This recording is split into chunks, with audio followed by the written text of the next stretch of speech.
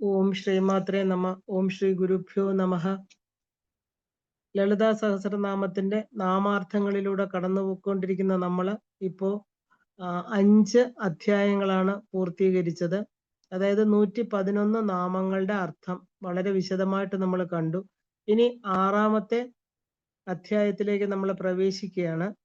എന്താണ് 6ാമത്തെ അധ്യായം നമുക്കൊന്ന് നോക്കിയതിന് ശേഷം നമുക്കതിലെ ഓരോ നാമങ്ങളുടെയും അർത്ഥം നോക്കാം. 6ാമത്തെ അധ്യായം എന്ന് പറയുന്നത് ഭക്ത അനുഗ്രഹ യോഗം.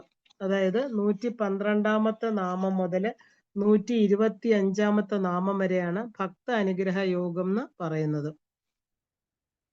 നമുക്കറിയാം, നമ്മൾ ദേവിയുടെ സ്ഥൂല സൂക്ഷ്മ ശരീരങ്ങളെല്ലാം കണ്ടു, സൂക്ഷ്മതമ ശരീരം കണ്ടു, ദേവി എവിടെയാണ് ഇരിക്കുന്നതെന്ന് കണ്ടു, ദേവി ആരാണെന്ന് കണ്ടു, ദേവി എന്തിനു വേണ്ടി വന്നു, ഇതെല്ലാം നമ്മൾ കണ്ടതാണ്. ഇനി അടുത്തത് ദേവി ഭക്തർക്ക് എങ്ങനെയാണ് അനുഗ്രഹ യോഗം ചെയ്യുന്നതെന്നാണ് അറിയാൻ പോകുന്നത്. നമുക്കെല്ലാവർക്കും അറിയാം, മനുഷ്യരാണ് ഏറ്റവും ഉയർന്ന ക്രിയേഷൻ. അതായത് ഈശ്വരൻ ഉണ്ടാക്കിയതിൽ ഏറ്റവും ഉയർന്ന തലത്തിലുള്ള ആ ഒരു പരമാത്മാവ് അല്ലെങ്കിൽ പരാശക്തി അവരുടെ സംയോഗത്തിൽ വന്ന ഏറ്റവും ഉയർന്ന ക്രിയേഷൻ എന്ന് പറയുന്നത് മനുഷ്യരാണ്, അല്ലെ? 84 മില്യൺ എന്ന് പറയണു, ചിലര് 84 ലക്ഷം എന്ന് പറയണു. അപ്പൊ ഇത്രയും യോനികളിൽ കൂടെ ഇത്രയും ജീവജാലങ്ങള് ഈ പ്രപഞ്ചത്തിൽ വന്നു ചേർന്നിട്ടുണ്ട്. എന്ത് പറഞ്ഞാലും ഈ മനുഷ്യരെന്ന് പറയുന്നത് തന്നെയാണ് ഈ സംസാരം. അതായത് പക്ഷെ മനുഷ്യരും ഈ സംസാര പ്രപഞ്ചത്തിൽ വന്നു കഴിഞ്ഞാൽ അവരെല്ലാം തന്നെ സംസാരത്തിൽ ബന്ധിതരാണെന്ന് പറയുന്നു. കാരണം ഇത് എന്തുകൊണ്ടാണെന്ന് ചോദിച്ചാൽ അവർക്ക് വളരെ ബുദ്ധിമുട്ടാണ് ഈ മായയിൽ നിന്ന് പുറത്തു വരാനായിട്ട്. അപ്പോ ആ ഒരു മായ എന്ന് പറയുന്ന സങ്കല്പം തന്നെ മനുഷ്യരുമായിട്ട് ബന്ധപ്പെട്ട് കിടക്കുന്നു. മറ്റുള്ള ജീവജാലങ്ങൾക്ക് ഒന്നും തന്നെ ഈ മായയുടെ ബുദ്ധിമുട്ടില്ല. അപ്പോ എന്താണ് ഈ ബന്ധനം എന്ന് പറയുന്നത്? പാശം കൊണ്ട് ബന്ധിച്ചിരിക്കുന്നു എന്നാണ് പറയുന്നത്, അല്ലെ? They are tied by ropes. കാരണം ഇതെങ്ങനെയാണ് ഈ റോപ്പ് ഉണ്ടാക്കിയിരിക്കുന്നത്, ഈ കയർ എങ്ങനെയാണ്, ഈ പാശം എങ്ങനെയാണ് ഉണ്ടാക്കിയിരിക്കണമെന്ന് ചോദിച്ചാൽ ആ ഒരു ഫിസിക്കൽ ബോഡി, നമുക്ക് കിട്ടിയിരിക്കുന്ന ഈ സ്ഥൂല ശരീരം തന്നെയാണ് അതിന് കാരണം. ഈ സ്ഥൂല ശരീരം കിട്ടിയതിന് ശേഷം ഈ ശരീരമാണ് സത്യമെന്നുള്ള ചിന്തയിൽ നിന്ന് വരുന്നതാണ് ഇതെല്ലാം തന്നെ. കാരണം എന്താണ് ഈ സ്ഥൂല ശരീരവുമായിട്ട് ബന്ധപ്പെട്ടിരിക്കുന്നത്? അതായത് നമ്മുടെ വേർഡ്ലി പൊസഷൻസ്, നമ്മൾ എന്തൊക്കെയാണോ നമുക്ക് ഉണ്ടെന്ന് വിചാരിക്കുന്നത്, നമ്മുടെ ഫ്രണ്ട്സ് ആൻഡ് റിലേറ്റീവ്സ്, നമ്മുടെ കൂട്ടുകാര്, ബന്ധുക്കള്, നെയിം ആൻഡ് ഫെയിം, നമ്മുടെ പ്രശസ്തി, പേര്. അപ്പോ ഈ നമ്മള് പിന്നെ കുറെ അക്വയർ ചെയ്തിരിക്കുന്ന നോളജ്, നമുക്ക് കുറെ അറിവുകൾ, ബാഹ്യമായിരിക്കുന്ന കുറെ മെറ്റീരിയൽ അറിവുകൾ ഉണ്ടെന്ന് പറയുന്നു. ഇതെല്ലാം തന്നെ നമ്മുടെ ശരീരവുമായിട്ട് ബന്ധപ്പെട്ട് കിടക്കുകയാണ്. അപ്പൊ ഇതെല്ലാം തന്നെ എന്താണ്? ഇതിനെയാണ് നമ്മൾ ഇതെല്ലാം കൂടെ ചേർത്ത് നമ്മൾ പറയുന്നു സംസാര ബന്ധനം. അപ്പൊ ശരിക്കും പറഞ്ഞാല് ബേസിക്കലി ഇതൊരു ഇല്യൂഷണറി വേൾഡ് ആണ്. ശരിക്കും പറഞ്ഞാൽ ഇത് ഉള്ളതാണോ എന്ന് ചോദിച്ചാൽ ഉള്ളതാണെന്ന് തോന്നിക്കുന്നത് മാത്രമേ ഉള്ളൂ. അത് പൂർണ്ണമായിട്ട് ഉണ്ടെന്ന് നമുക്ക് പറയാൻ പറ്റില്ല. കാരണം എന്താണ്? നിത്യവും അത് മാറിക്കൊണ്ടിരിക്കുന്നു, അല്ലെ? അപ്പൊ ഈ പൈങ്കുനി ഉത്രം, അതായത് ഉമാമഹേശ്വര കല്യാണം, ദേവയാനി സുബ്രഹ്മണ്യ കല്യാണം, ശാസ്താവ് പിറന്ന ദിവസം, അതായത് 12ാമത് നക്ഷത്രത്തെയാണ് നമ്മൾ ഉത്രം എന്ന് പറയുന്നത്. അപ്പൊ കാർത്തിക, ഉത്രം, ഉത്രാടം സൂര്യ നക്ഷത്രങ്ങളാണ്. ആത്മാവ് എപ്പോഴും ആ ഒരു സൂര്യന്റെ മണ്ഡലത്തിൽ ജനിച്ചാല് തിരിച്ചു വരികയില്ല എന്ന് പറയാറുണ്ട്. അപ്പൊ ചന്ദ്രമണ്ഡലം ആത്മാവിന് തിരിച്ചു വരവുണ്ട്. അപ്പൊ ദേവിയുടെ ഭക്ത അനുഗ്രഹം എന്ന് പറയുന്ന 6ാമത്തെ അധ്യായം 6 ശത്രുക്കള്, അതായത് 6 ശത്രുക്കളെ നമുക്ക് എങ്ങനെ മറികടന്നു പോകും. അപ്പൊ 6 ശത്രുക്കൾ എന്തൊക്കെയാണ്? ശത്രു, രോഗം, കള്ളം, അപമാനം, അപകീർത്തി, ഇങ്ങനെയെല്ലാം നമ്മള് പറയാറുണ്ട് 6 ശത്രുക്കളായിട്ടില്ലേ? ശരിക്കും നമ്മള് ഷഡാധാരങ്ങളിലെ ഉള്ള 6 ശത്രുക്കള് കാമ, ക്രോധ, ലോഭ, മോഹ, മത, മാത്സര്യങ്ങളാണ്. അപ്പൊ ഈ ജാതകത്തില് ഗുരു പരാശക്തിയുടെ അനുഗ്രഹം കൊണ്ട് ഞാൻ ആരാണെന്ന് അറിഞ്ഞാൽ മാത്രമേ നമുക്ക് ഈ ശത്രുക്കളിൽ നിന്ന്, അതായത് ഈ ഭയത്തിൽ, ഏറ്റവും വലിയ ഭയം മരണഭയമാണ് അല്ലേ? ഈ ശത്രുക്കൾ എന്ന് പറയുന്നത് എന്താ? മരണത്തിന് പോകുന്നതിന് മുമ്പ് ഉണ്ടാകുന്ന ഭയങ്ങൾ ഈ കാരണങ്ങൾ കൊണ്ടാണ് ഉണ്ടാകുന്നത്. അപ്പൊ ദേവിയുടെ അനുഗ്രഹം കൊണ്ട്, അതായത് ഭക്തജനങ്ങൾക്ക് മാത്രമുള്ളത് ആണ് ഈ ദേവിയുടെ അനുഗ്രഹം എന്ന് പറയുന്നത്. ഇതിനെ എല്ലാം തന്നെ കടന്നു പോകാൻ സാധിക്കും. ഇപ്പൊ വശിന്യാദി വാഗ്ദേവതകള് 112 മുതൽ 125, അതായത് 14 നാമങ്ങള് ഈ പറയുന്ന ഭക്ത അനുഗ്രഹം എന്ന് പറയുന്ന അധ്യായത്തിൽ പറയണു. ദേവി മാത്രാണ് എല്ലാവർക്കും ശരണാഗതി. ദേവിയെ ശരണാഗതി ചെയ്താല് തീർച്ചയായിട്ടും ദേവി ഭക്ത അനുഗ്രഹം ചെയ്യും. ഇപ്പൊ ഭക്തി വേണം എന്നാണ് പറയുന്നത്. ഭക്തി വേണം എന്ന് പറഞ്ഞാൽ ആരോട് മാത്രമാണ് ഭക്തി എന്ന് പറയുന്നത്? ഭഗവതിയോട് പൂർണ്ണമായിരിക്കുന്ന ഭക്തി ഉണ്ടായിരിക്കണം. അപ്പൊ ഭക്തി കൊണ്ട് മാത്രം ഒരു ജീവന് മുക്തി അടയാം എന്നും പറയുന്നുണ്ട്. കാരണം ഇത് പറയുന്നത് നമ്മളല്ല, പശുന്യാദി വാഗ്ദേവതകളാണ്. അതായത് ദേവിയുടെ ഏറ്റവും അടുത്ത ദേവിയുടെ തന്നെ അംശാവതാരങ്ങളാണ് ഇവരെല്ലാം തന്നെ. അപ്പോ ഈ ദേവിയെ ഉപാസന കൊണ്ട് നമുക്ക് എന്ത് നേടാന്ന് ചോദിച്ചാല് മോക്ഷം തീർച്ചയായിട്ടും കിട്ടും. ഭോഗവും മോക്ഷവും കിട്ടുന്ന പറയുന്നത്. അപ്പോ ആ മോക്ഷം കിട്ടണമെങ്കിൽ എന്ത് വേണം? നമ്മള് ഈ ലളിതാ മഹാത്രിപുര സുന്ദരിയെ പൂർണ്ണമായിട്ട് ശരണാഗതി ചെയ്യണം. അപ്പൊ ഇവിടെ ദേവിയുടെ അനുഗ്രഹം കൊണ്ട് ആ ഒരു മുക്തി നില തീർച്ചയായിട്ടും കിട്ടും. അപ്പോ ശക്തി തന്നെയാണ് ശിവനെ ജീവനാക്കുന്നതും ജീവനെ ശിവനാക്കുകയും ചെയ്യുന്നത്. ഇതാണ് ദേവിയുടെ ഒരു പ്രപഞ്ച ലീല എന്ന് പറയുന്ന സത്യം. നമ്മൾ എല്ലാവരും ശിവമാണ്. അതുകൊണ്ടാണ് നമ്മൾ ശിവോഹം എന്ന് നമ്മൾ എല്ലാവരും പറയുന്നത്. സാധാരണ ശങ്കരാചാര്യ സ്വാമികൾ പറയും പോലെ ശിവകേവലോഹം. ഇപ്പൊ ശങ്കര ഭഗവത്പാദർ, അതായത് എന്താ പറയാ, പറയുന്നു, ന തോയം ന തേജോ ന വായു ചിദാനന്ദ രൂപ ശിവോഹം ശിവോഹം നമ്മുടെ നിർവാണ അഷ്ടകത്തിൽ പറയുന്നുണ്ട് അല്ലേ? അപ്പൊ ഗോവിന്ദ ഭഗവത്പാദരോട് പറയുന്നു. കാരണം എന്താണ്? കാരണം ഈ ശിവനല്ലാതെ ഇവിടെ വേറൊന്നുമില്ല, ശിവൻ തന്നെയാണ് എല്ലാവരുടെ ഉള്ളിലും ഇരിക്കുന്നത് എന്നുള്ള സത്യം. അപ്പൊ ഈ 14 മന്ത്രങ്ങൾ എന്ന് പറയുന്ന ഈ ഭക്ത അനുഗ്രഹ അധ്യായത്തിലെ 16 മന്ത്രങ്ങൾ കൊണ്ട് ദേവി ഒരു ജീവന് മുക്തി കൊടുക്കുന്നു എന്ന് പറയുന്നു. കാരണം ഈ 14 നാമങ്ങൾ ഉരുവിട്ടാൽ മാത്രം തന്നെ ഒരു ജീവന് മുക്തി കിട്ടും. അപ്പോ ധർമാർത്ഥ കാമ മോക്ഷങ്ങളില് മുക്തി മാത്രമാണ് മനുഷ്യന്റെ ജന്മലക്ഷ്യം എന്ന് പറയുന്നത് അല്ലെ? അതാണ് ദൈവത്തിന്റെ അനുഗ്രഹം അല്ലെ? ഇപ്പൊ ജീവിതത്തിൽ കിട്ടുന്നതെല്ലാം തന്നെ ആ ഒരു പുകഴ്ത്തലുകള് അല്ലെ? നമുക്ക് ബാഹ്യമായിട്ട് ഇവിടെ നമുക്ക് അന്യര് അല്ലെങ്കിൽ സമൂഹം നമുക്ക് തരുന്ന പുകഴ്ത്തലുകളെല്ലാം തന്നെ ഈ ശരീരം പോകുന്നതോടൊപ്പം പോകും. എന്നാൽ ഭഗവതിയുടെ അനുഗ്രഹം എന്ന് പറഞ്ഞാല് ആ ജീവനെ ആ ഒരു ഊർധ്വതലത്തിലേക്ക് എത്തിക്കുന്നു. അപ്പൊ ആ അനുഗ്രഹത്തെയാണ് നമ്മൾ മോക്ഷം എന്ന് പറയുന്നത്. അപ്പോ ഈശ്വരന്റെ പഞ്ചകൃത്യങ്ങൾ എന്ന് പറയുന്നത് എന്തൊക്കെയാണ്? സൃഷ്ടി, സ്ഥിതി, സംഹാരം, തിരോധാനം, അനുഗ്രഹം. ഇതുപോലെ ദേവിയുടെ 5 തലങ്ങള്: സ്ഥൂലം, സൂക്ഷ്മം, പരം, സൂക്ഷ്മതരം, സൂക്ഷ്മതമം. ഇതാണ് 5 തലങ്ങള് ദേവിയുടെ. അപ്പോ ശരീരം എന്ന് പറയുന്നത് എന്താണ്? പഞ്ചഭൂത നിർമ്മിതമാണ് അല്ലെ? ദേവിക്ക് പഞ്ചമി, പഞ്ചഭൂതേശി, പഞ്ചഭൂത നിർമ്മിതമായിരിക്കുന്ന ഈ ശരീരത്തെ വെച്ചിട്ടാണ്, പഞ്ചഭൂത നിർമ്മിതമായത് കൊണ്ട് മാത്രമാണ് എന്താണ് പറയുന്നത്? പഞ്ചഭൂതേശി. കാരണം ഈ പഞ്ചഭൂതങ്ങൾ ദേവി തന്നെയാണ്. അപ്പൊ സ്ഥൂലം, സൂക്ഷ്മം നമ്മൾ കുറെയൊക്കെ കണ്ടു കഴിഞ്ഞു അല്ലേ ഇതിനു മുമ്പുള്ള നാമങ്ങളില്. ഇനി നമ്മൾ അറിയാൻ പോകുന്നത് പരം എന്ന് പറയുന്ന വളരെ സട്ടിലായിരിക്കുന്ന, വളരെ ആ ഒരു ബുദ്ധിമുട്ടായിരിക്കുന്ന, നമ്മ അറിയാൻ വളരെ ബുദ്ധിമുട്ട്, മനുഷ്യനെ സംബന്ധിച്ച് ഇന്ദ്രിയങ്ങളിലൂടെ, അതായത് ഈ പറയുന്ന ഉപാധികളിലൂടെ അറിയാൻ വളരെ ബുദ്ധിമുട്ടുള്ള ഒരു തലമാണ് പരം എന്ന് പറയുന്നത്. സാധാരണ ഭഗവത്ഗീതയിൽ പറയുന്ന പോലെ പത്രം പുഷ്പം ഫലം തോയം യോമേ ഭക്തിയ പ്രയച്ഛതി. ആരെനിക്ക് ഭക്തിയായിട്ട് തരുന്നോ അവൻ എൻ്റെ ഭക്തനാണ് എന്ന് ഭഗവാൻ പറയുന്നുണ്ട് അല്ലേ? അപ്പൊ ഇവിടെ ഭവാനി, ഭാവനാഗമ്യ, ഭവാരണ്യ കുഠാരിക എന്ന് എല്ലാം ഇതിനകത്ത് അടങ്ങുകയാണ്. കാരണം ഭവം എന്ന് പറഞ്ഞാൽ എന്താണ്? സംസാരം. മഹാദേവൻ മന്മഥൻ എന്നും നമുക്ക് അതിന് അർത്ഥമെടുക്കാം. ഇപ്പൊ ഭവാനി എന്ന് പറഞ്ഞാല് ഭവത്തെ ഉണ്ടാക്കുന്ന, മഹാദേവനെയും ഗ്രസിക്കുന്ന മഹാശക്തി. ഇപ്പൊ ജീവനെയും ശിവനെയും ഉൾക്കൊണ്ട ശക്തി. അപ്പൊ സംസാരത്തിൽ നിന്ന് നമുക്ക് മുക്തി വേണം അല്ലേ?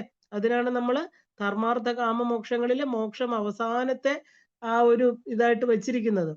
അപ്പൊ എന്തൊക്കെ ചെയ്താലും ഇവിടെ പൂർണ്ണതയില്ല. അപ്പൊ വീണ്ടും വീണ്ടും നമ്മള് ആ ഒരു ജനന മരണ ചക്രങ്ങളിൽ കറങ്ങിക്കൊണ്ടേയിരിക്കണം. അപ്പൊ ഇതിന് മതിപ്പ് കൊടുക്കുന്നത് ഈ മരിച്ചു പോകുന്ന കുറച്ച് ജീവനുകളാണ്. എന്നാല് പെർമനന്റ് ആയിട്ടുള്ള അനുഗ്രഹം എന്ന് പറയുന്നത് എന്താണ്? ദേവിയുടേത് മാത്രമാണ് അല്ലേ?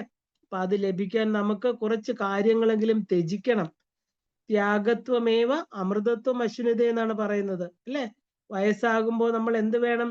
ആ ഒരു മൗനവ്രതം ആചരിക്കണം, മനനം ചെയ്യണം. കാരണം പ്രായം കൂടുന്തോറും പല കാര്യങ്ങളും കുറച്ചു കൊണ്ടുവരേണ്ടതായിട്ട് ആവശ്യമുണ്ട്. കാരണം മൗനം കൊണ്ട് ചിത്തം ശുദ്ധിയാകും. ചിത്തത്തിലിരിക്കുന്ന ശിവന്റെ പേരാണ് ചേതനൻ എന്ന് പറയുന്നത്. അപ്പൊ പോകുന്ന ശക്തിയുടെ പേര് ചേതന. അപ്പൊ ചേതനനാണ് പല ലോകങ്ങളിലും പോകുന്ന ജീവാത്മാവ്. വൈകുണ്ഠം, കൈലാസം തുടങ്ങിയവയിൽ പോകുന്നതെല്ലാം തന്നെ എന്താണ്? ഈ ആത്മാവാണ് അല്ലെ? ഇപ്പൊ ചിത് ശക്തി, ചേതനാരൂപ, ജഡശക്തി, ജഡാത്മിക. ഇപ്പൊ ചേതന പോയാല് തിരിച്ച് ഈ ജഡരൂപത്തിലേക്ക് ഇനി വരരുതേ എന്ന് പ്രാർത്ഥിക്കണം. കാരണം ചേതനനെ ഛേദിക്കണം. അതിനാണ് നമ്മൾ ഭവാനിയെ ആശ്രയിക്കുന്നത്. അതിനെന്ത് വേണം? ഭാവന വേണം, ധ്യാനം വേണം. സഗുണ ധ്യാനത്തിൽ നിന്ന് നിർഗുണത്തിലേക്ക് നമ്മൾ പോണം അല്ലെ? നിർഗുണത്തിലെത്തി ധ്യാതൃധ്യേയം ഒന്നുമില്ല, സർവം ശിവോഹം. ഈ ഭാവന ഉണ്ടായെങ്കിൽ മാത്രമേ നമുക്ക് ദേവിയെ പൂർണ്ണമായിട്ട്, ദേവിയുടെ പരാഭാവം നമുക്ക് അറിയാൻ സാധിക്കുകയുള്ളൂ. അപ്പൊ ദേവിക്ക് ഒരു പേരുണ്ട്, ഭാവനാഗമ്യ അല്ലെ? അപ്പൊ ഇത് ശരിക്കും പറഞ്ഞാല് ഇത് നമ്മളിൽ ഉണരേണ്ട ഒരു തത്വമാണ്. മഹാശക്തിയാണ് അമ്മ. അപ്പൊ നമ്മള് നേതി എന്താണ് നേതി? വളരെ ഉപനിഷത്ത് വാക്യമാണ്. ഇതല്ല അതെ. ഇതിനെ നമ്മൾ എണ്ണി മാറുന്ന പൊരുളുകളെല്ലാം മാറി അതിനെ തൊട്ടെണ്ണിക്കൊണ്ട് നമ്മൾ എന്ത് വേണം? മാറാത്ത പൊരുളിൽ എത്തിച്ചേരണം അല്ലെ? അപ്പോ നമ്മള് ഈ ഒരു മാറാത്ത പൊരുളിൽ എത്തണമെങ്കിൽ എന്ത് വേണം? തൊട്ടെണ്ണുന്ന പൊരുളുകളെല്ലാം തന്നെ ഇല്ലാതായിട്ട് തീരണം. അപ്പോ നമ്മൾ ഇനി എത്രയൊക്കെ ബാഹ്യപൂജകൾ ചെയ്താലും ഭാവന കൊണ്ട് വേണം, നമ്മൾ ധ്യാനം കൊണ്ട് ഉള്ളിലെ ശക്തിയെ അറിയണമെങ്കിൽ ഭാവന വേണം, അതിന് ധ്യാനം വേണം അല്ലെ? എന്താണ് ധ്യാനം?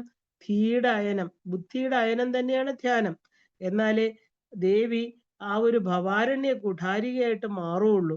അപ്പൊ ഭവാരണ്യം എന്ന് പറഞ്ഞാൽ എന്താണ്? ഈ കാണപ്പെടുന്ന ഭവം എന്ന് പറഞ്ഞാൽ ഭവിച്ചത്, കൊടും കാട്. അപ്പൊ അതിനെ വെട്ടുന്ന ഒരു കോടാലിയാണ് ദേവി ഭക്തി എന്ന് പറയുന്നത്. ഇപ്പൊ വനത്തിലെ വടവൃക്ഷങ്ങൾ പോലെ സംസാര ബന്ധം ഇങ്ങനെ എന്താ പറയാ, ഒരു ചെടി അതിന്റെ വിത്ത് വീണ് വീണ്ടും വീണ്ടും വളർന്ന് അതൊരു കാടായിട്ട് തീരണു അല്ലെ? അത് എപ്പോഴും വലുതായിക്കൊണ്ടേയിരിക്കും, സ്വയമേവ അത് ചെറുതാകുന്നില്ല. ഇപ്പൊ ദേവി ഉപാസനകള്, മന്ത്രങ്ങള് എല്ലാമാണ് ഇതിനെ വെട്ടിക്കളയാനുള്ള കോടാലി. അപ്പൊ ജപിക്കും തോറും കോടാലിയുടെ മൂർച്ച കൂടും അല്ലേ? അപ്പൊ ആ ഒരു ശക്തി മന്ത്രം തന്നെയാണ് കോടാലി എന്ന് പറയുന്നത്. ആ ഈശ്വര തത്വം രണ്ടെണ്ണമായിട്ട് നമുക്ക് പറയാം. ഒന്ന് ശബ്ദം. ശബ്ദം എന്ന് പറഞ്ഞാൽ ജ്ഞാനം. എന്താണത്? വേദം, ഉപനിഷത്ത്, ഗുരുവചനം. അടുത്തത് വിജ്ഞാനം. വിജ്ഞാനം എന്ന് പറഞ്ഞാൽ പൊട്ടൻഷ്യൽ നോളജ് എന്ന് പറയാം, അനുഭവജ്ഞാനം. അപ്പൊ ഇത് രണ്ടും കൊണ്ട് നമ്മൾ എന്ത് വേണം? നമ്മൾ ഭയത്തെ ജയിക്കണം, ഇല്ലെങ്കിൽ ആ ഒരു ഭവത്തെ ജയിക്കണം. അപ്പൊ സാധാരണഗതിയിൽ ഉപാസന 3 തരമായിട്ട് പറയാറുണ്ട്. ഒന്ന് സാമാന്യ ഭക്തി, 2 പ്രേമഭക്തി, 3 മുഖ്യഭക്തി. അപ്പൊ ധാരാളം വഴികൾ ഉള്ളതില് ജ്ഞാനയോഗം, ഭക്തിയോഗം, കർമ്മയോഗം, ഇത് 3മാണ് ഏറ്റവും പ്രധാനപ്പെട്ടത്. എന്നാല് ഈ 3ഉം തമ്മിൽ ബന്ധപ്പെട്ടിരിക്കുകയാണ്.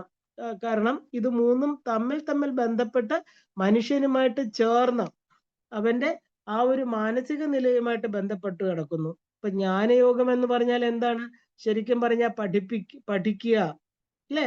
ആ ഒരു പ്രാക്ടീസ് ചെയ്യുക എന്ന് പറയുന്നതിനാണ് നമ്മൾ കർമ്മയോഗം എന്ന് പറയുന്നത്. പഠിപ്പിക്കുക എന്ന് പറയുന്നത്, അതായത് ടീച്ചിങ് എന്ന് പറയുന്നതാണ് ഭക്തിയോഗം. ഇപ്പൊ ദേവി പരാശക്തി പറയണു, ഭക്തി കൊണ്ട് മാത്രമാണ് ദേവിയിൽ എത്താൻ സാധിക്കുള്ളൂ എന്ന് അമ്മ പറയുന്നുണ്ട്. 5 തരത്തിലുള്ള മോക്ഷമാണ് ദേവി ഉപാസനയിൽ പറയാറുള്ളത്. സാലോക്യം, സാമീപ്യം, സാരൂപ്യം, സായുജ്യം, കൈവല്യം. അപ്പോ ഭവം എന്ന് പറഞ്ഞാൽ എന്താണ്? സംസാരം എന്നുള്ളതിനെ നമുക്ക് രണ്ടായിട്ട് തിരിക്കാം അല്ലെ? ഈ കാണപ്പെടുന്ന എല്ലാം തന്നെ ഭവിച്ചതാണ്. ഒന്ന് ശബ്ദം, അതായത് വേദം, ദിവ്യ മന്ത്രങ്ങള്, ഗുരുവചനം എല്ലാം ശബ്ദമാണ്. രണ്ടെന്താണ്? അർത്ഥം, അതായത് അതിന്റെ ആ ഒരു മീനിങ്. ഇല്ലെങ്കിൽ ആ വേദമന്ത്രങ്ങൾ എന്താണ് നമുക്ക് പറഞ്ഞു തരുന്നത്? അനുശാസനം, എക്സ്പീരിയൻസ്, അല്ലെങ്കിൽ ആ ഒരു പ്രാക്ടിക്കൽ അനുഭവം. കാരണം ഈ അനുഭവം കൊണ്ട് മാത്രമേ നമുക്ക് ചിത്തിനെ തൊടാൻ പറ്റുള്ളൂ. അപ്പൊ ചിത്തത്തില് അനുഭവം വന്നാല് അതിന് ആ മാറ്റം ഉണ്ടാവും ഇല്ലേ? ചിത്തിലാണ് നമ്മുടെ ഓർമ്മകള്, നമ്മുടെ ഇൻപ്രിൻസ് എല്ലാം സൂക്ഷിച്ചു വച്ചിരിക്കുന്നത്. അപ്പൊ അതില് മാറ്റം വരണമെങ്കിൽ എന്ത് വേണം? നമ്മൾ അതിനെ തൊടണം അല്ലെ? ഇപ്പൊ ഭവം അല്ലെങ്കിൽ സംസാരം എന്നാല് മഹാദേവൻ, കാമദേവൻ, ആ, ആ, സംസാരം എന്നൊക്കെ പറയാം. അപ്പൊ ഇത് ശരിക്കും പറഞ്ഞാല് ശിവന്റെ ആ ഒരു പ്രസൻസ് നമ്മുടെ ജീവിതത്തില് എങ്ങനെ വരണു, ശിവൻ എങ്ങനെ ജീവനായിട്ട് തീരണു, ആ ജീവൻ പിന്നെ എങ്ങനെ ശിവനായിട്ട് മാറണു അല്ലെ? ഇത് വിവേകാനന്ദ സ്വാമികൾ എപ്പോഴും പറയാറുണ്ട്, ആ ഒരു she place this game until പ്രളയം എന്ന് പറയാറുണ്ട്. ആ ഷീ എന്ന് പറയുമ്പോ എന്താ? ഇതുവരെ നമ്മൾ ഹീന്ന് ശിവനെയാണ് കണ്ടത് അല്ലെ? അപ്പൊ ദേവിയാണ് ഈ ഗെയിം, ഈ കളി കളിക്കുന്നത്. പ്രളയം വരെ ദേവി ഈ കളി തുടർന്നുകൊണ്ടേയിരിക്കുന്നു എന്ന്. അപ്പൊ ദേവിക്ക് പൂജ ചെയ്യാൻ നമ്മൾ 64 ഉപചാരങ്ങൾ ചെയ്യുന്നുണ്ട് അല്ലേ? അത് ഏറ്റവും വലിയ പുണ്യമാണ്. അതിനെല്ലാം തന്നെ ഭാവനോപനിഷത്തില് നമുക്ക് ഒരുപാട് അർത്ഥങ്ങൾ നമുക്ക് കാണാം. അപ്പൊ അതില് നമ്മൾ ഈ 64 ഉപചാരങ്ങളും വളരെ വിശദമായിട്ട് നമ്മുടെ ഈ അപരാജിതം എന്ന് പറയുന്ന ചാനലിൽ ഇട്ടിട്ടുണ്ട്. അതിന്റെ തത്വാർത്ഥങ്ങളും നാമാർത്ഥങ്ങളും എല്ലാം അതിലുണ്ട്. അപ്പൊ അതിൽ ആദ്യം ദേവിക്ക് എന്താണ്? മംഗള സ്നാനം കൊടുക്കുന്നു. അതിനെയാണ് ബ്രഹ്മസ്നാനം എന്ന് പറയുന്നത്. ബ്രഹ്മമല്ലാതെ മംഗളമായി വേറൊന്നും ഈ ലോകത്തിലില്ല.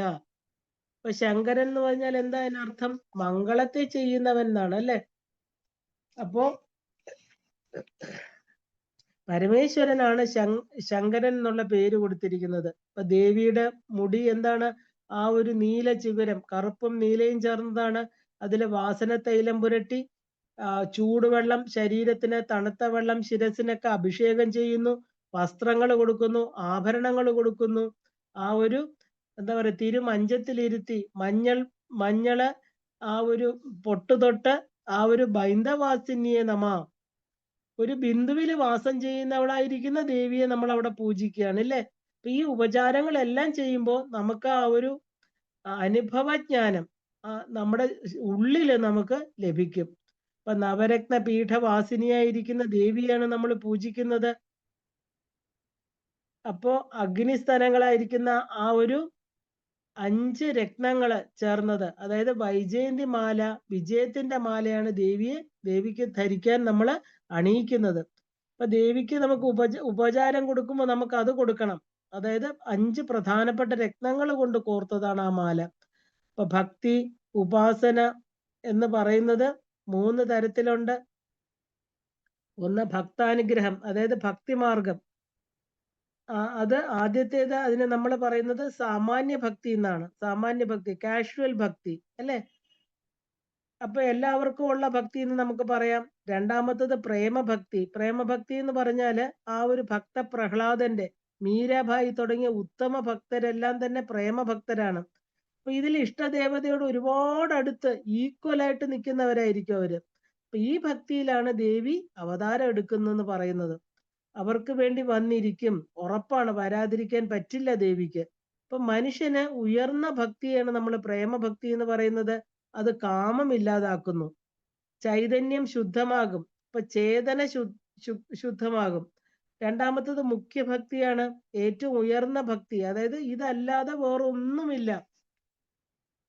ആ ഒരു ഉയർന്ന ഭക്തി എന്ന് പറയുന്നത് മന്ത്രജ്ഞാനം, യന്ത്രജ്ഞാനം, തന്ത്രജ്ഞാനം അല്ലെ? ഈ 3 ജ്ഞാനങ്ങളും കൂടെ ചേർന്നത് നമുക്ക് ഏറ്റവും ഉയർന്നതെന്ന് പറയാം. അതായത് ആ ഒരു ധർമ്മ നീതി ജ്ഞാനത്തോടെ ജീവിക്കുന്ന ഒരു ഭക്തൻ, മുഖ്യഭക്തൻ. അതായത് മുഖ്യഭക്തിയില് ആ ഒരു സാരസ്യമുള്ളവളാണ് ദേവി എന്ന് പറയണു.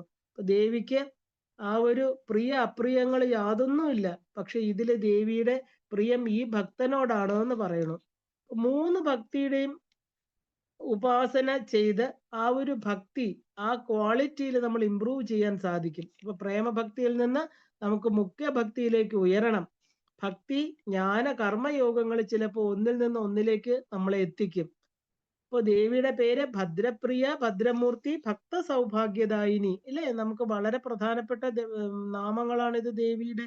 അതായത് ഇതിൽ ഒന്നും തന്നെ നല്ലത് എന്താ പറയാ മോശം എന്ന് നമുക്ക് പറയാൻ പറ്റില്ല. എല്ലാം ദേവിയെ സംബന്ധിക്കുന്ന എല്ലാം തന്നെ എന്താണ്? വളരെ ഉയർന്നതാണ് അല്ലേ? നല്ല ചിന്ത, നല്ല വാക്ക്, നല്ല പ്രവൃത്തി എല്ലാം തന്നെ ഭദ്രമാണ്. അതുകൊണ്ടാണ് ഭദ്രപ്രിയ. മംഗളമാണ്. മംഗളം എന്ന് പറഞ്ഞാൽ എന്താ? ആ ഒരു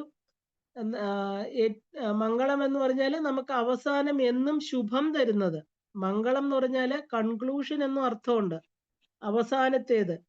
ഇപ്പൊ പരാശക്തി ശരണങ്ങളില് അഭയം പ്രാപിച്ചവർക്ക് ഇത് തന്നെയാണ് അവസാനത്തെ ജന്മം എന്ന് പറയാറുണ്ട് അല്ലെ? ശ്രീവിദ്യ ഉപാസകർക്ക് അവസാനത്തെ ജന്മത്തിലാണ് ശ്രീവിദ്യ കിട്ടുന്നതെന്ന് പറയാറുണ്ട്. അപ്പൊ മംഗള ജന്മം. ഇനി ഒരു ജന്മം ഭൂലോകത്തിൽ ഇല്ല എന്നർത്ഥം. കാരണം ഇനി പല ലോകങ്ങളിലും ഈ ജീവൻ യാത്ര ചെയ്യും. പക്ഷെ ഭൂലോകത്തിലേക്ക് ഈ ജീവൻ ഇനി വരേണ്ടതായിട്ട് വരില്ല എന്ന് പറയുന്നു. അപ്പൊ ദേവീ ഭക്തിയാണ് ഏറ്റവും ഉയർന്ന ഭക്തി എന്ന് പറയാൻ കാരണം അതുകൊണ്ടാണ്. അപ്പൊ അത്യുത്തമമായ സ്ഥലത്തായിരിക്കും വീണ്ടും ജനനം എന്നർത്ഥം. അതായത് നമുക്കറിയാം 14 ലോകങ്ങളുണ്ട്. അതില് ഊർധ്വ ലോകങ്ങളില് ജനനം ഉണ്ടാകാം. അപ്പൊ ഭക്തർക്ക് സൗഭാഗ്യം കൊടുക്കുന്നവൾ.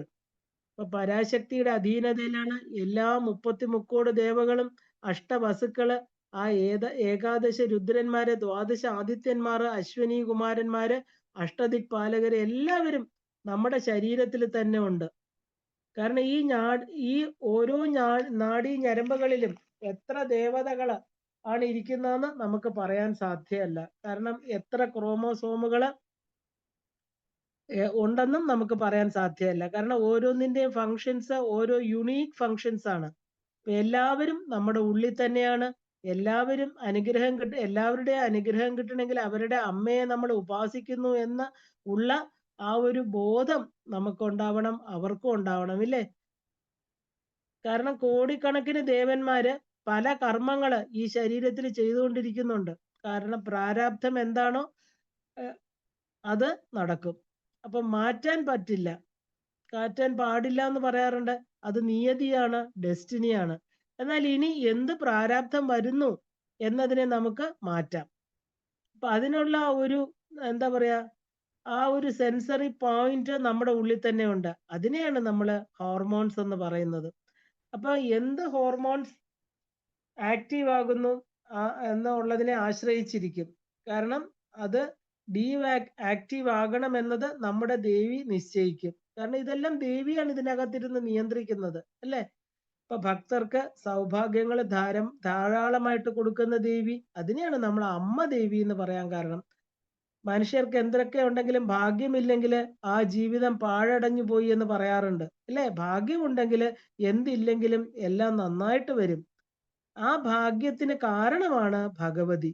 ഇപ്പൊ നല്ല ഭക്തി, ഗുരു ഭക്തി, മന്ത്രോപദേശം, ഓരോ നക്ഷത്രത്തിനും ആ ഒരു ശബ്ദ ദേവതകളുണ്ട്. അതേ ദേവതയെ ഉപാസനാ മൂർത്തിയായിട്ട് കിട്ടിയാൽ ഭാഗ്യം എല്ലാത്തിലും വന്നു ചേരും. അറിവും അനുഭവവും എല്ലാം തന്നെ വന്നു ചേരും. അതായത് ഭക്തിഗമ്യ, ഭക്തിവശ്യ, ഭയാപഹ. ഇപ്പൊ ദേവിക്ക് ഈ നാമങ്ങളെല്ലാം എന്തുകൊണ്ടാ? ഭ എന്ന് പറഞ്ഞ പ്രകാശം അല്ലേ എന്ന് പറയാറുണ്ട്, ജ്ഞാനം എന്ന് പറയാറുണ്ട്. ഭയത്തിൽ നിന്ന് രക്ഷിക്കുന്നവൾ. മനുഷ്യന്റെ ഭയം എപ്പോഴും ഈ ലാസ്റ്റ് ജന്മമാണോ, എനിക്കിനി വേറെ ഉണ്ടോ എന്ന് ദുഃഖിച്ചുകൊണ്ടേയിരിക്കും. ഈ പ്രശ്നങ്ങളെല്ലാം തീർക്കുന്നവളാണ് ദേവി എന്നർത്ഥം. മനുഷ്യൻ എപ്പോഴും ആ ഒരു ദ്വൈതത്തിലാണ് നിൽക്കുന്നത്. കാരണം ഭയം, ആപത്ത് ഇവയിൽ നിന്ന് രക്ഷിക്കുന്ന ശക്തിയാണ് ഭഗവതി. അപ്പൊ അങ്കാരക മാതാവ് സുകേശി, അതായത് അങ്കാരകൻ എന്ന് പറഞ്ഞാല് ആള് പരമേശ്വരന്റെ ഒരു ഘോര താണ്ഡവത്തിൽ നിന്ന് ഉൽപ്പത്തിയായവനാണ്. അഘോര താണ്ഡവത്തില് അറിയാതെ ജടയിൽ നിന്ന് ഒരു മുടി താഴെ വീണ് ഉൽപ്പത്തിയായി. അപ്പൊ ശിവന്റെ ദേഹത്തിൽ നിന്ന് ഉള്ള വിയർപ്പ് പോലും താഴെ വീഴാൻ പാടില്ല എന്ന് പറയുന്നത് അതുകൊണ്ടാണ്. അത് വേറെ ഒന്നായിട്ട് രൂപം പ്രാപിക്കണം. അതുകൊണ്ട് ശിവൻ എപ്പോഴും ആ ഒരു ഐസ് മല, തണുത്ത കൈലാസത്തിലാണ് ഇരിക്കുന്നത് അല്ലെ? ഇതൊരു രഹസ്യമാണ്. ഒരു തുള്ളി വീണാൽ അത് ഒരു രൂപമെടുക്കും. അപ്പൊ ശിവ താണ്ഡവ സമയത്ത് വീണ അങ്കാരകന് അതുകൊണ്ടാണ് ചുവപ്പ് നിറം അല്ലെ? അമംഗളം, ഇതിനെ ഏത് ഗ്രഹത്തിനെയാണ് പറയണത് നിങ്ങൾക്ക് മനസ്സിലായി കാണും, ചൊവ്വാഗ്രഹം. അപ്പോ ആ അമംഗളം തരുന്നു എന്ന് പറയാറുണ്ട്. ഒരു മനുഷ്യന്റെ 7ാം ഭാവം, അതായത് വിവാഹം, അതിന് മംഗളം കൊടുക്കുന്ന ഗ്രഹമാണ് ചൊവ്വാഗ്രഹം. അപ്പൊ ആങ്കാരകൻ എന്ന് പറഞ്ഞാൽ ആങ്കാരൻ ഈ ഗ്രഹത്തിന്റെ അമ്മ സുകേശി. അപ്പൊ പരാശക്തിയുടെ അനുഗ്രഹം ഇല്ലാതെ ശിവന്റെ ഒന്നിനും ഒരു ജീവൻ കിട്ടില്ല. അപ്പൊ ദേവി അതിന് അമ്മയായിട്ട് തീരും അല്ലെ. ഈ ജടയിൽ നിന്ന് വീണ മുടി ആ ഒരു ചൊവ്വയായപ്പോൾ ദേവി സുകേശിയായി അതിന്റെ അമ്മയായിട്ട് തീർന്നു എന്നർത്ഥം. അപ്പോ ആങ്കാരകന്റെ കോപത്തെ ഇല്ലാതാക്കി, അതായത് ആ സർവ സൗഭാഗ്യങ്ങളും കൊടുക്കുന്നവളാണ് ദേവി. അപ്പോ അമ്മ എന്ന് പറഞ്ഞാൽ എന്താ? മഹാവിഷ്ണു എന്ന് പറഞ്ഞാൽ ബ്രഹ്മം അല്ലെ. അപ്പൊ ഈ ഒരു എല്ലാത്തിന്റെയും ഈശ്വരിയായിരിക്കുന്നവൾ ഐമയി, എന്റെ അമ്മ അല്ലെ. അപ്പൊ സർവ സൗഭാഗ്യങ്ങളും കൊടുക്കുന്നവളാണ് ദേവി. ആ ശാംഭവി ശാരദാരാധ്യ ശർവാണി ശർമ്മദായിനി. ശങ്കരനെ ഉണ്ടാക്കിയവൾ മംഗളസ്വരൂപിണി. ശരീരത്തിലെ ഒരു ജീനിനെ മാറ്റണമെങ്കിൽ പോലും 62,000 വർഷം വേണം സാധാരണഗതിയിൽ. കാരണം ചില സാധനങ്ങളോടുള്ള ഇഷ്ടം, ചിലതിനോടുള്ള വിരക്തി ഇല്ലേ, എല്ലാം തന്നെ നമ്മൾ ജന്മങ്ങളായിട്ട് കൊണ്ടുവന്നിരിക്കുന്നതാണ്. അപ്പൊ നമ്മുടെ ചിത്തത്തില്, നമ്മുടെ ആ DNA നമ്മൾ അനേക ജന്മങ്ങളിൽ സമ്പാദിച്ചു വെച്ചിരിക്കുന്ന നെഗറ്റീവ്സും പോസിറ്റീവ്സും എല്ലാം ഉണ്ട്. ഇപ്പൊ വെജിറ്റേറിയൻ, നോൺ വെജിറ്റേറിയൻ എല്ലാം ഇതിനെ അടിസ്ഥാനപ്പെടുത്തിയാണ് സംഭവിക്കുന്നത്.